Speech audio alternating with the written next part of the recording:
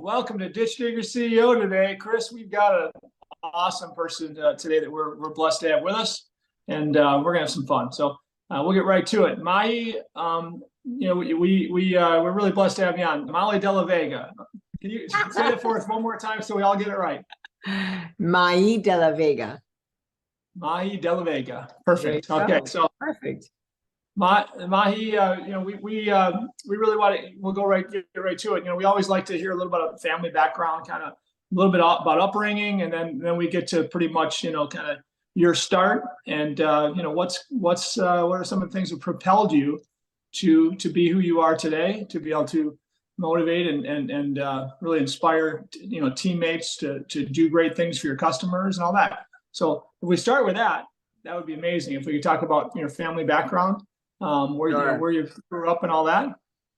Okay, sure. I grew up in Miami, and this is home. It's I'm really blessed to live in the state of Florida and love Miami and love its people, and really have been amazed at the growth and how Miami's propelled into this international city through the years, and watching the skyline change, watching these beautiful buildings being built.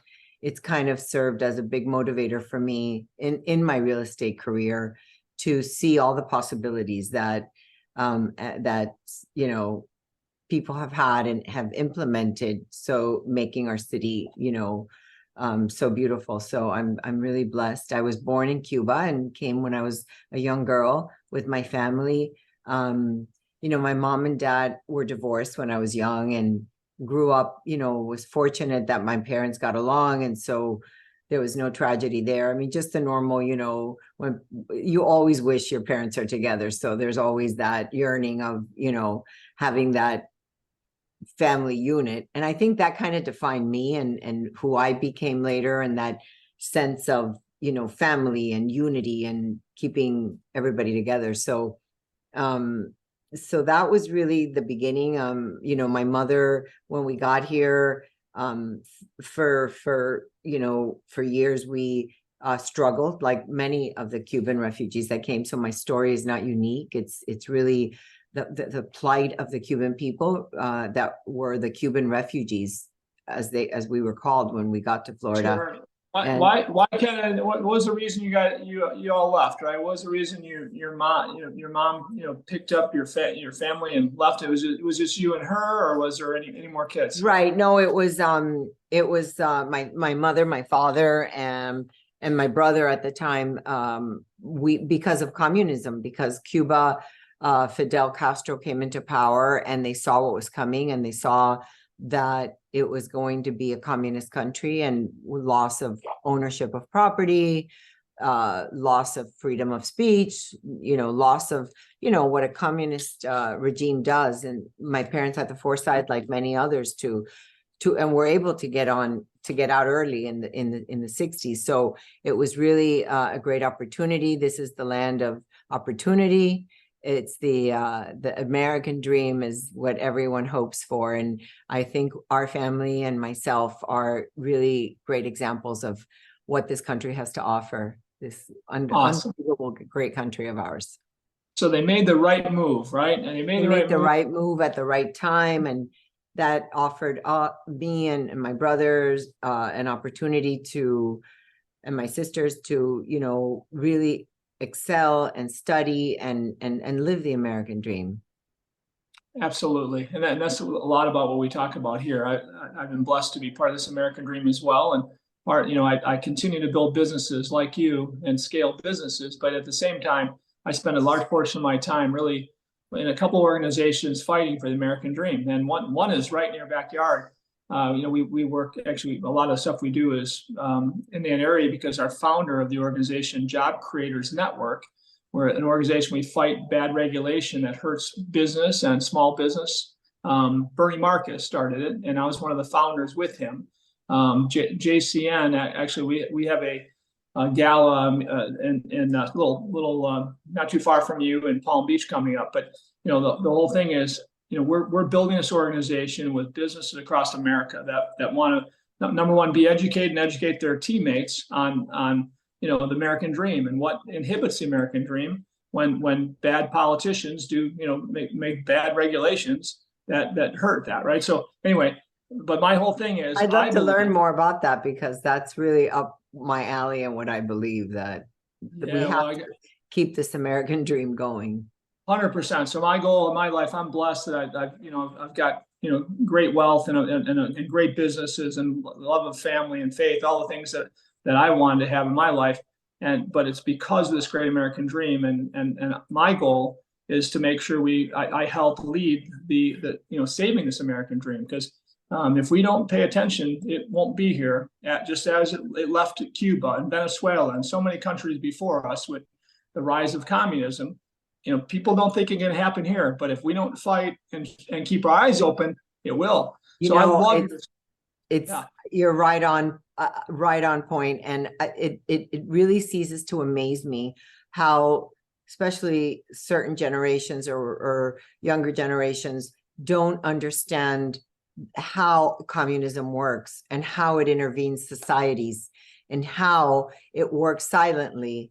And I see that happening in this country, and I shiver with fear that we're losing a lot of, the freedoms that we've always had. And, it's to me, being free and having that freedom of speech and being able to say what you think is so important in life, because not only is it important in your life as in your personal life, but it's also in your business life. It's also being able to tell someone, how many people just broke up friendships and marriages because of different political views. And, we kind of have to respect each other, and we don't all have to agree, but there is a course. And, I think I'm in your camp in that sense, that I do believe in, I was reading something, and I don't remember, of how a society within a 5 to 10 year period can change all of its political views and values and their freedoms. And it's really scary. And, I truly try to stay out of politics because it's such a controversial subject these days. And my work is really about embracing diversity and embracing people from all walks of life and just being open to everything. So I really try to stay very neutral when it comes to politics. I've always really kind of hated politics and avoided talking or even learning a lot about politics, because it's, there's so many things that we don't control that I'm like, okay, I'm really helpless here. So how am I going to really make a difference? So congratulations for taking a stand and trying to make a difference, because it does matter. And as I get older, I kind of want to do it more and more and say, the heck with. We'll do it. I'll call you at a time you're available in the next day or two, because at JCN, we've done amazing things to protect free enterprise. And we've got amazing things we're doing forward. And it's because we've got people that have grown big businesses from, your size, my size business to multi-billion-dollar businesses, the Home Depot leader, and many others, that realize as regulations increase and lobbyists for big corporate America, help fund and more regulation, small businesses are stunted in a big way. So that our goal, our goal is just to continue to make sure we watch this, and we're going to do that. But again, I also believe, like you do, that our businesses kind of suck if you and I, as leaders, don't allow people to speak their mind and don't allow people to challenge our thought, our vision, our execution plans, right? If we don't let smart people, first of all, we don't hire people smarter than us, like Absolutely. I try to do every day. And if we don't let them challenge us on a daily basis, we're not very good business leaders, right? Or leaders at all. And so, it's kind of the same thing when we look at politics, in my opinion, right? And I think that's, people are trying to shut down smart people or anybody that has any diversity of thought, and that's wrong. So, hey, right. I love where you're at. We're going to get along great. And but let's talk about this American dream, because that's what we're here for. And so when we think about this, you probably had this as a young girl, the knowledge of what happened in Cuba, and I'm guessing some of my guests, myself, understand that this American dream and the ability to be successful in this country is like no other. And if we work hard and we have a vision and a passion for something, we'll probably be pretty successful. And so tell me about that. Your startup in this industry. Tell me how that happened. So, I've always been a big dreamer, and always when I started in a small boutique firm in the real estate industry, and always felt really frustrated that I saw the evolution and how this was becoming a global economy. And as a single operator, as a small, boutique office, it was really difficult for me to connect globally with a lot of other people. And I saw how Miami was evolving. I saw that Miami would eventually, because of its ties to Latin America, expand and become a very, a global city. And I felt I needed to align myself with someone that had the tools and the connectivity to the world. And I think I fell in love with the Sotheby's brand. It was a luxury brand. It was positioned as a luxury brand. It was affiliation to the auction house, its heritage. It was everything that represented who I wanted to be, or who I aspired to be, and who I wanted to be. And so for me, it was like a really great connection from day one. And that was, very inspiring for me to be able to see and how this evolved, and how I was limited by being a small boutique firm to really reach that audience that I wanted, that I thought was important. At the time I was selling very actively, and it was really important for my buyers and sellers to be connected. And so I thought this platform would be amazing to do. And then it proved to be true. And it proved to be that it was the right thing to do. So I started in the midst of the crisis, actually, and started my negotiations with Sotheby's in 2008, and finished the negotiations right sometime in September, October, November, when the world was falling apart and Lehman's collapsed. And it was probably the worst time, yet I knew in my heart it was really the best time to, just to take it all in and say, I'm moving forward. I'm going to do this. Failure is not an option. And my view is long-term, and I'm going to make this work no matter what.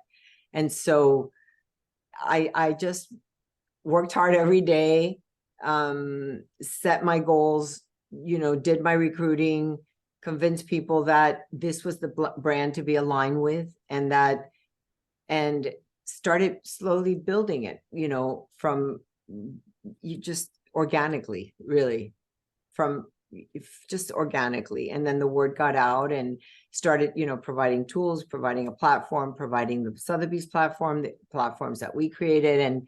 And all of a sudden, the growth started. And then fortunately we had 2011, the market started changing, and 2012 was a good year. And so everything was always like, moving along.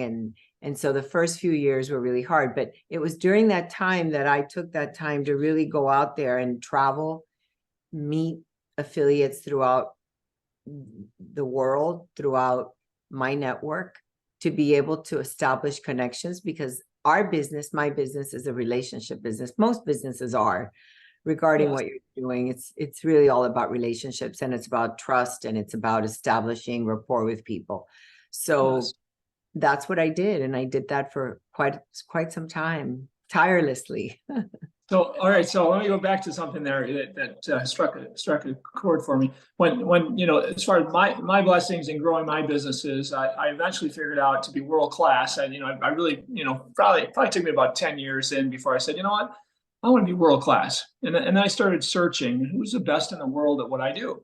And so I actually I traveled. I met people all over the world, and in Germany, Israel, Latvia, where I found my future friends and partners that would teach me how to be the best in the world at what I do. There's a couple in the U.S. too that helped me out a lot, but I'll never forget those people that opened my eyes to new ways of what I do is paving. Okay, so I pave concrete parking lots, asphalt parking lots. We have 14 companies, but 6 of them are dedicated to paving, and the rest are technology and some other things.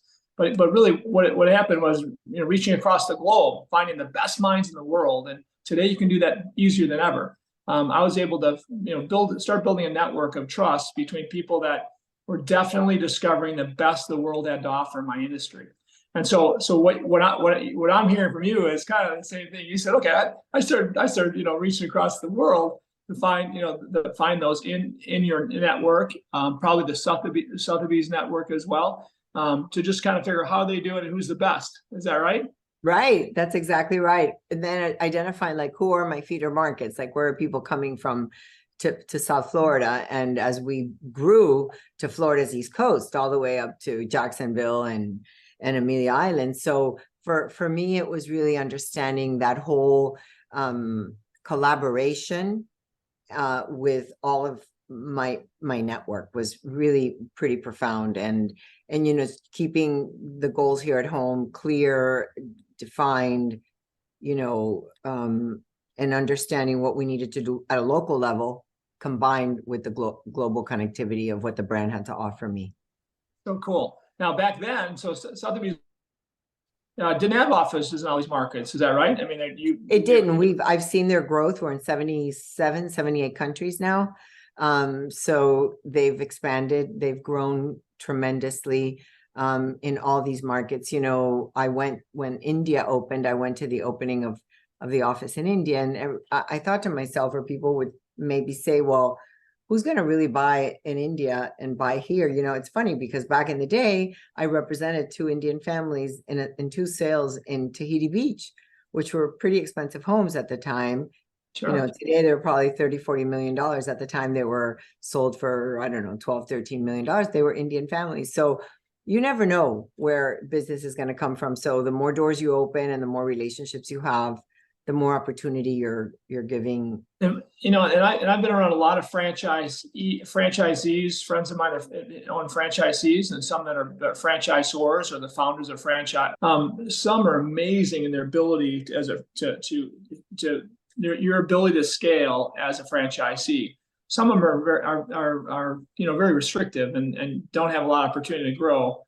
Market after market, office after office. I mean, Sotheby seems like an amazing. I mean, for you to grow and be as large as you are, you would think that number one, some would have an issue with that because you're a behemoth in the space really, and you're a franchisee.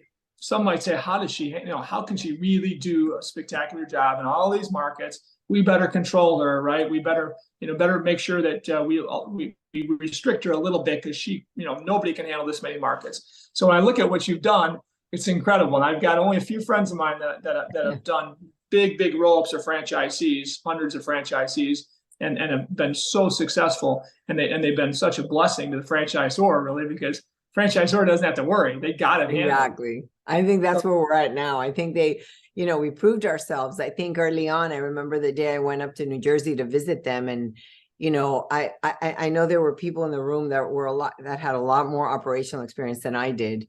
I came more from a marketing background, and so from a running of a real estate office, and probably thought, oh, this girl's like, probably not. What is she gonna do? And I think I surprised them. I think I surprised them in a big way, and so I think now they trust us. I think you're still surprising them. I think they're not going to stop being surprised by you. Okay, so when you're this growth, this scaling, when you started one office, where in Miami was it? What's the address? Kind of describe what that looked like. I started in an office. I don't know if you know the Miami area, but it was right off 57th Avenue and Sunset, right behind the Whole Foods building. Okay. And it was a tiny, tiny little office. And I remember the receptionist, we didn't have enough parking, so I'd have the receptionist move cars for people in and out to be able to accommodate all the agents that came in and left and people that were visiting. So you got to play a double role here. You've got to be the receptionist, but her name was Lucy. She was great. We're still friends.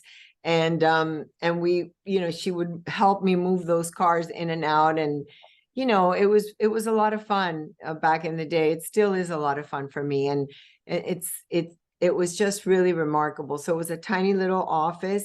And then fast forward about 1.5 years later, we built our first 6,000 square foot office, which at the time was pretty big. Yeah.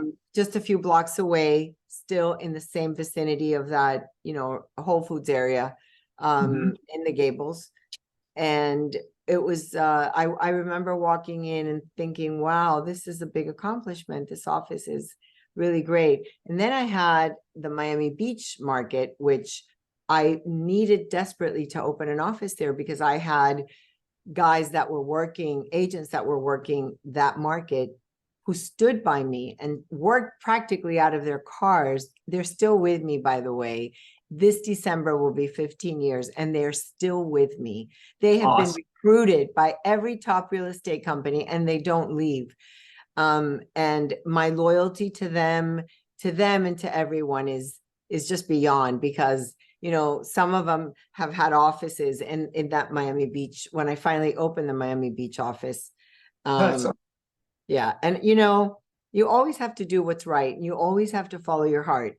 I remember back in the day, I was married and I had a huge fight with my ex-husband, and he said, "You're crazy. What are you doing? Spending all that money?" You know, every dollar I made selling real estate, I put right back into the company. I needed to, you know, it was like, so everything else took a back seat.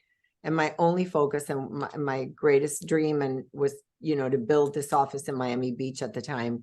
And I said, I'm going to do this. And I built a beautiful office in Miami Beach against everybody. Everybody went against me. You know, is that one's still there? That one's still there, is still there. And so many of these, some of these agents, particularly one, had some rough years along the way. And I remember having managers come in and say to me, well, you know, he's not producing, you need to take him out of the office. And I would say, over my dead body, because when you weren't here, he was here doing the best he could. And those years helping me succeed. So there's a loyalty here that they're not leaving that office. Sorry if there's no production. We'll wait until there's production. Yeah. So it's that loyalty, I think, that they knew that I had towards them, that in spite of maybe better splits or better, you know, at the time, maybe better technology that others were offering, they stayed with me. And for that, I'm forever grateful. Awesome. Yeah. You know what? And again, that's, you know, we talk about relationships, and it's not just customer relationships, of course, right? It's not just vendor relationships, it's your teammates. Your teammates, if you'll go through a wall for your teammates, and I know you will, just listen to you talk, you love them as I do, right? I do. If you'll go through a wall for them, they'll go through a wall for you. And that's right. You're gonna find people that can't ever be loyal. That can happen, right? But overall, when you build your business, not ever worried about a few that might not, hurt your feelings someday, right? Or not be loyal to you, or whatever. You just live your life like you are. I mean, when 98% of the people around you will be loyal, and they're gonna love that's you, right. want to have a relationship with you because of who you are, and that's what's driven your success. There's no doubt in my mind. And then the customer relationships, of course, are going to be great, and the vendor relationships are going to be great because you that's your value. Those are your values, and so 100%. Fun. That's so much fun. All right. So when we think about people along the way, like your teammates, that's that were with you, you can't forget those. I never will either. I've been in business for 42 years and didn't have a lot of teammates until 5-10 years in. But we got people that have been with me for over 30 years. I love them like they're my family, and they I think they love me like me and my family. That's right. That's right. And that's the best.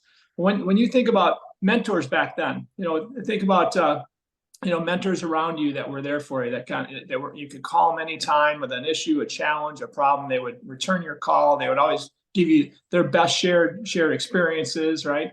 Who were those? Do you have some of those? My greatest mentor was my father. He was my hero. I had the fortune of working with him in a previous company, which was a aluminum aerospace distribution company. And he built that, and we started that from scratch. And then he built it and sold it to a Swiss multinational group. But he taught me a lot of the skills and the basic things to how to run a business and how to live life, really. And he was a great man, and he was my greatest mentor. He really was. And then, awesome.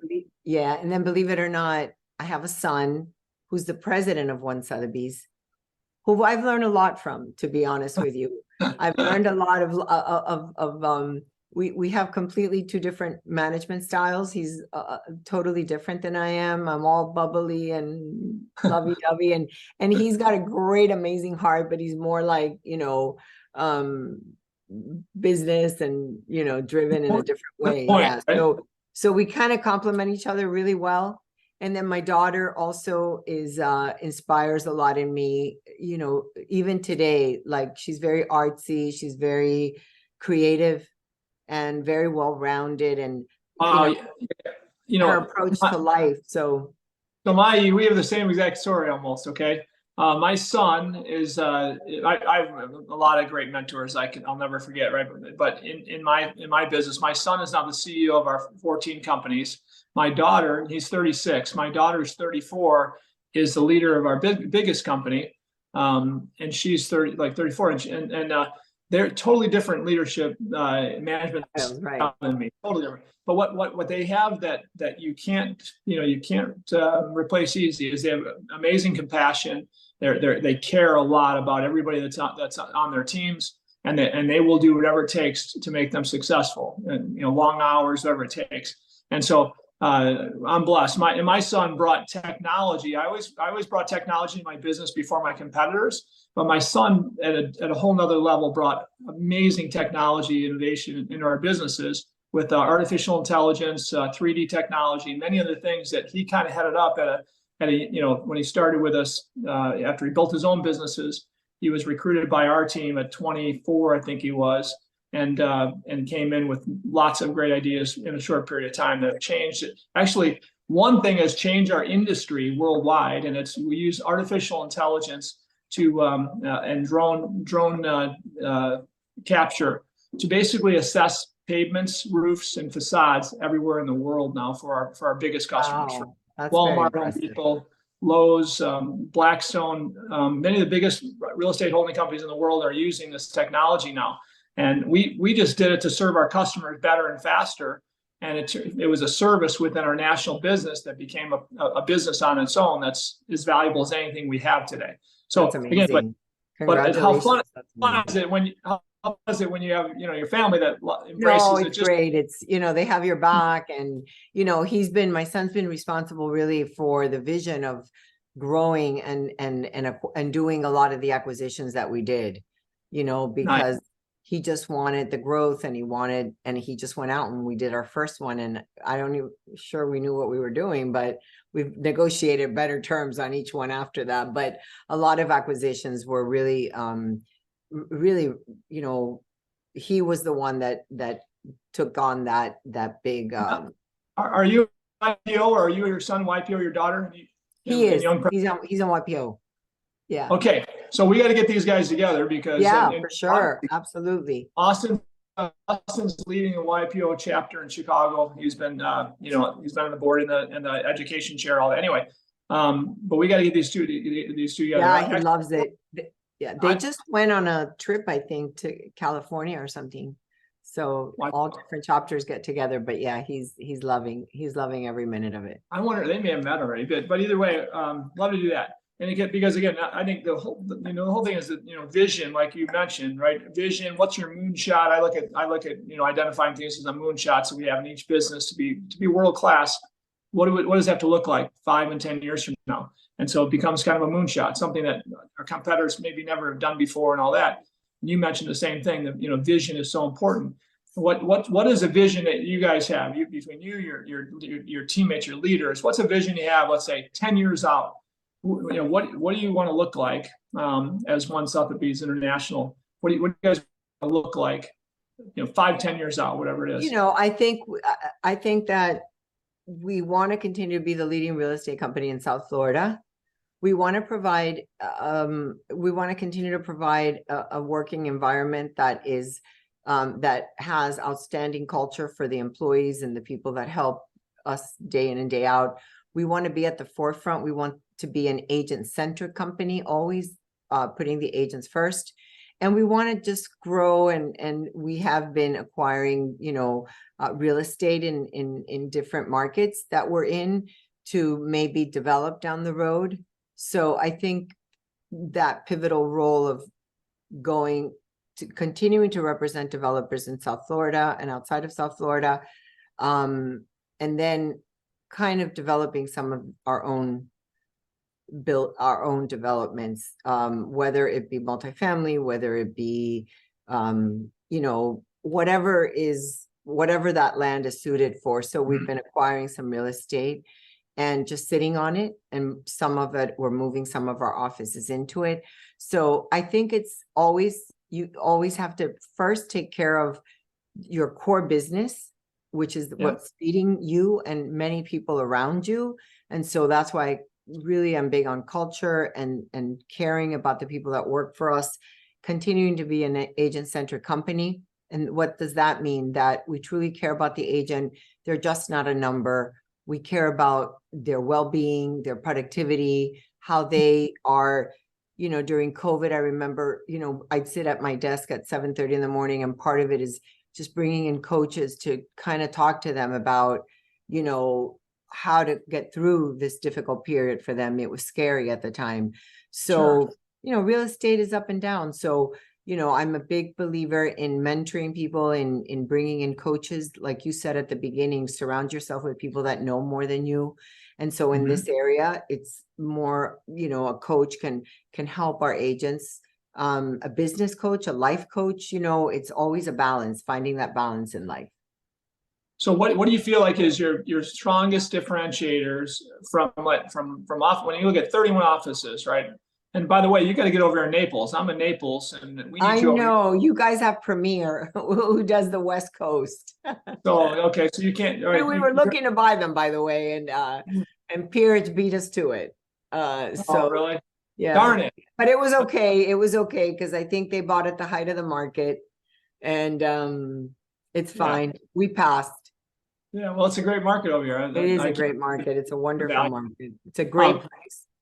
When you think of this, when you think of differentiation, because I look at, in my business, I really pretty much mentor my leaders. We differentiate, or we're a commoditized product, and we're constantly thinking every year of what are we building in our businesses that make us totally different from their competition, so that our customers, our teammates, our vendors can say, wow, that these are the people I want to do business with, right? So what are some differentiators in your mind that enabled you, first of all, to do what you've done, and then maybe that'll propel you in the future, your family, to continue to build this? I think it's a mindset, as you said. It's like it's a daily practice. I look at it as yoga. It's not something that you sit and write like your 10-year business plan, because you've got to be agile and be able to also adapt and change quickly. So it's really listening. It's really understanding the fundamentals of your market. Where are you? Where are you going? What is it that where do you want to be? So AI is playing clearly an important role for us. We've had speakers already. We've had several speakers come to talk about how to use ChatGPT, how to use, all the different things that are out there for AI and how it impacts how it's going to. So I think that's going to be a big driving force, and having them adopt this.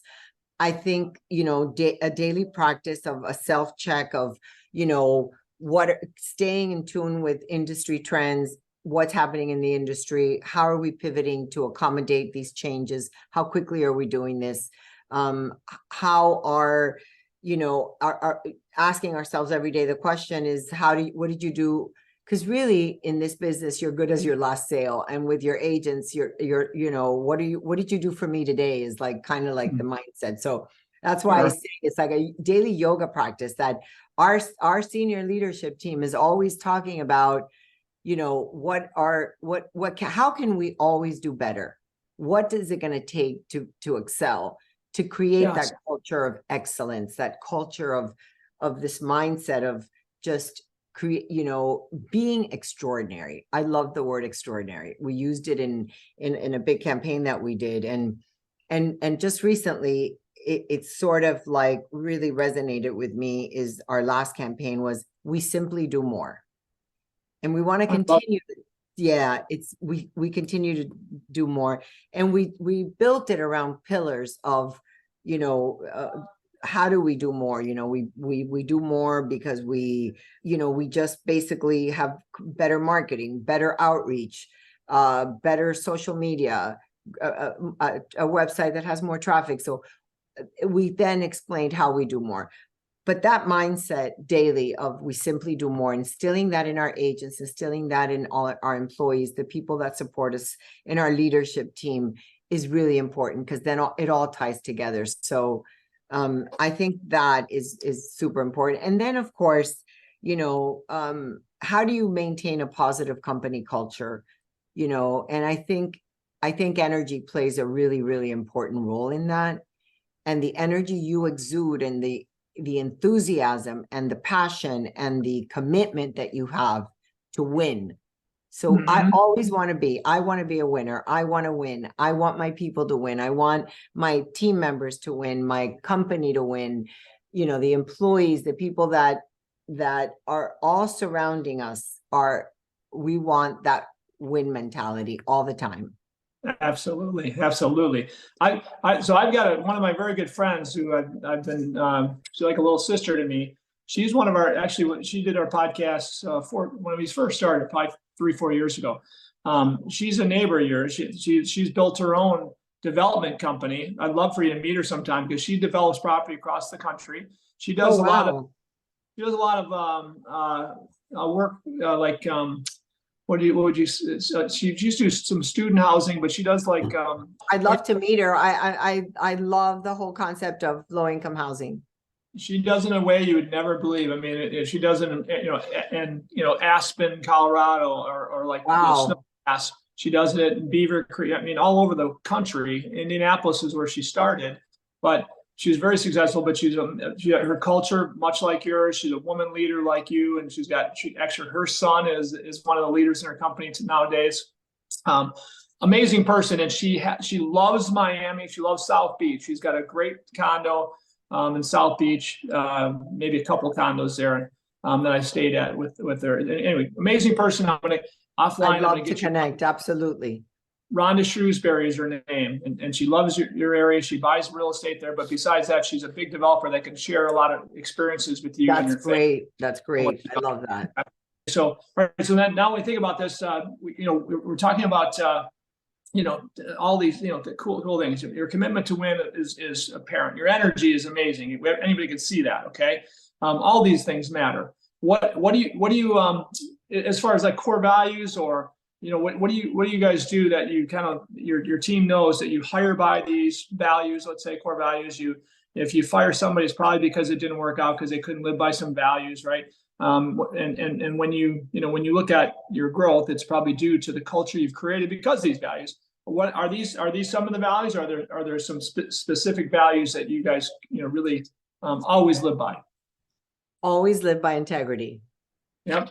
And always live by doing the right thing. And that goes just across the board, from human resources to the people that work for us, to the agents. Like if we have agents that we see, I remember back in the day, I had one agent that I found was doing a little bit of, a little bit of shady business. And I got onto it, and I let him go at a time when I really needed his production.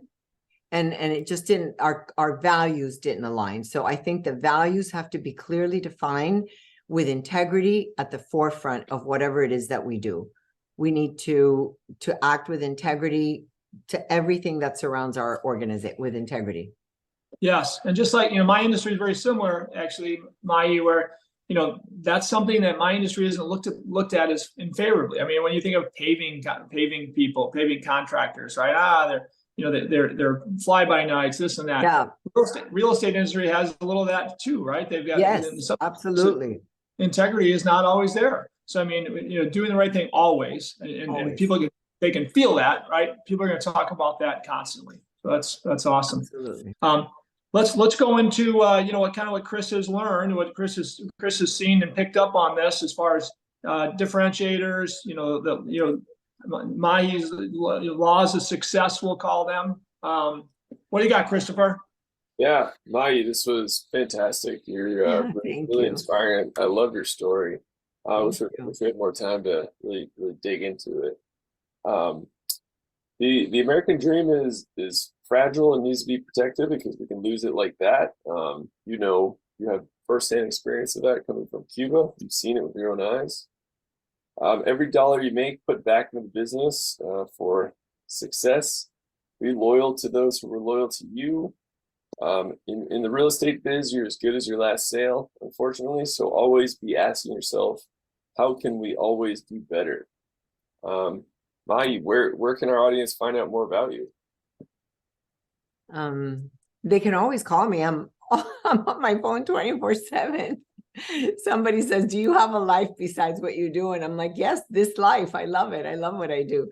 So people can always call myself, text me. You know, I think in this stage of my life, I feel so blessed and so fortunate that it's time to give. It's time to give back. It's time to help others, to mentor others. And that could be something, you know, sometimes Sunday I received a text from an agent that when he started, he says, you know, it was his birthday, and I sent him a birthday, you know, happy birthday note. And he's like, I was so happy to, you know, to receive your birthday note. And I look at them, see who it is. And he wrote me and he said, you know, I remember you said one thing to me and it stayed with me, which is stay focused on what you're doing. Don't lose focus. Don't be distracted by the noise. And he says, and look at me now, I've got 15 listings. He started with 0, new into the business, had never done real estate before. So he really became a success story. So for me, seeing that is, I love hearing those stories. Whether it's there, whether it's helping women entrepreneurs that are starting and encouraging them, that, you know, telling them that they can achieve their dreams and their goals. There's nothing that has to hold us back. Only your own self-beliefs of doubt or fear that are within you. And then that's something you've got to work out, and you have to read about, and you have to maybe find a life coach or a mentor or somebody that can help you think through all of that. And I think that is so very important. You know, I find that the friendships that I've been able to keep all these years, you know, my girlfriends, last night I had, you know, one of my sisters is going through a little bit of a health scare, so she's concerned. So we had a girls' night, and it was just us, you know, 3 bonding and giving each other support. So as you go out there and give this community that, think about it, all these people believed in me. They believed in my son. They believed in the brand. They believed in what we could do. How can you let them down? You can't. You just have to perform. You have to perform at a level that is above and beyond what anybody thinks you can do. And always challenging yourself, always trying to do better, always trying to have that winning attitude. I think that, and, you know, and never settling. Like, why settle? Like, why? You can be extraordinary. You can be at the top of your game, but you got to put in the work. It's not just like, oh yeah, I'm going to just, just sit around all day and it's going to come to me. It doesn't work that way. It's competitive. Our industry is very competitive. So I think that we really need to embrace and understand what is it that it's going to take us to the next level. Love it. Chris, what else you get? I got a couple of things too, Chris. You know, anything else? Yeah, you go for it. Okay. I like what you said, failure is not an option. You're saying that again, pretty much, right? You just don't, that's not an option. Although I believe you have, in many cases, and we've talked about a little bit, you failed fast and moved on, failed fast and failed forward, right? But in the long term, failure is not an option, right? Hey, listen, during these 15 years, I've had my ups and downs. It's been a roller coaster ride. It hasn't been like smooth sailing. It's like the market's down, the market's up. We're selling, we're doing great. Our pendings are up, our pendings are down. We did an acquisition, it's losing money. Like, so you're always pivoting. You're always trying to find the right answer. So it's not easy. And most importantly, I think that one of the things that is very important throughout this is during this whole journey, I have always remained humble. I still have the same work ethic. I still work, I think, as hard as anybody on my team or harder. I don't ever stop thinking about change and getting better at what we're doing and looking, but staying humble and never letting it get to you. Never forget where you came from. Never forget. Never. It's the fundamentals. Like, it's critical to understand where you came from and what it's taken to get to where you're at, and knowing that to stay there is not easy either, because there's Well, always, again, but you don't stop being, you also, like you, you don't stop at being appreciative and showing gratitude, having gratitude and showing gratitude. 100%. That's Absolutely. that's who you Absolutely. are. You exude that, and you're always going to have success, because you're, again, we'll have temporary failures. We'll fail fast because we tried something, and then we move on, you fail forward. But either way, you won't fail, because no matter what, your lessons in life are going to be something that you can look back at and write a book on. You're going to constantly mentor others on. You're going to be a beacon for others to succeed themselves. So That's right. I love where you're at. Okay, so the last thing I'll say is one thing I saw too that I love, and I want to continue to inspire my teammates and anybody listening to this is, again, it's a small world today, smaller than ever before, right? With AI and Chat GPT and all these things, right? It's a small world, and if you can't aspire even from the start to be world class at whatever you do, then don't do it. Maybe, right? You're not passionate enough. Don't do it. You've become top 1% in this industry because you understood what it took to network at a world-class level to find out who's doing it right. And I'm sure you've built lots of relationships with people that kind of shared their experiences with you. Yes. And you sponged off it and learned from it. And that's, your journey has been awesome to be as large as you are in this market where most people are satisfied. They're satisfied with one agency, one location. They're making a great living and they're happy. But you instead say, gosh, I want to help more people. I want more people to be successful, right? Create more millionaires and people that live a life, the American dream also. Absolutely. So your American dream has been amazing, but your dreams within your organization, I'm trying to do the same thing. It's awesome. So really, thank you so much. And if you don't mind, I've got your number, I think. So that's Chris, great. Thank you both so much for the opportunity, and it's great to be with like-minded people, and I appreciate you both taking the time to learn a little bit more about who I am and build from here. So thank you. We're blessed to have you on today and really get to know you. So thank you so much for everything you do, and thank you so much. Time with us. My pleasure. Thank you. So until next time on DDCEO, thank you everybody for listening, and thank you, Mayi, for being our guest. Thank you so much.